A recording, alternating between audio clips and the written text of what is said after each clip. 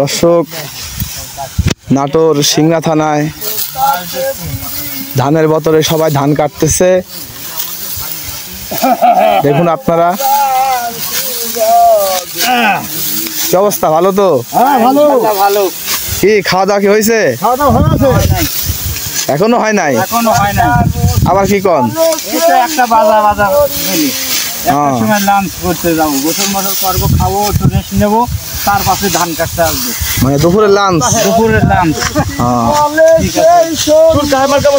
তাতে ধানে ফলন ভালো হচ্ছে না? ধানের ফলন 30-32 ফলন যাচ্ছে। এটা বাজার কিরকম যাচ্ছে ধানে? বাজার যাচ্ছে 1400, 1350 এরকম বাজার।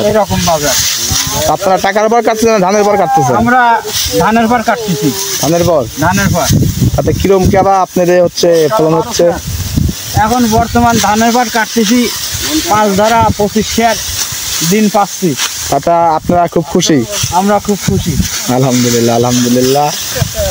দর্শক, আমরা তো এই মুহূর্তে আমরা হচ্ছে ধান কাটার কিছু খোঁজ খবর নিলাম। এখানে আমাদের গৃহস্থ ভাই আছে, তার সাথে কিছু কথা বলবো। ধান আল্লাহর রহমতে খুব ভালো ধান হয়েছে।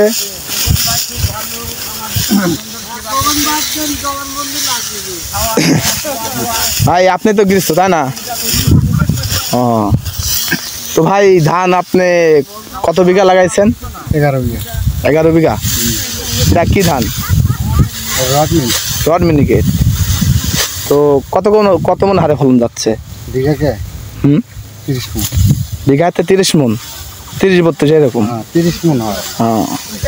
তো এটার বাজার কত কিরকম যাচ্ছে? বাজার 1250। 1250 বর্তমানে 1250 রেখে দিলে 1 বছরে 1500 টাকা। মিনিকেটের থেকে আনি 100 টাকা ডিফারেন্স। তাতে আপনি কিরকম লাভবান হবেন? জমি বিঘা প্রতি খরচ আমার 11,000 টাকা, কাটা 5,000 টাকা। তাতে লাভবান হবো আমি আপনার 25,000-30,000 টাকা বিঘাকে বাইরে হবে।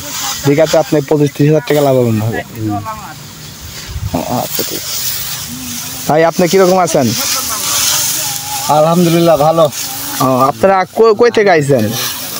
আমরা আইছি পাবনা জেলা চাটমোহর থানা, গ্রাম পাথুরিয়া, মজনু সর্দারের লেবার। আমরা বন্ধু সর্দারের লেবার আপনারা? হ্যাঁ, মজনু সর্দারের লেবার।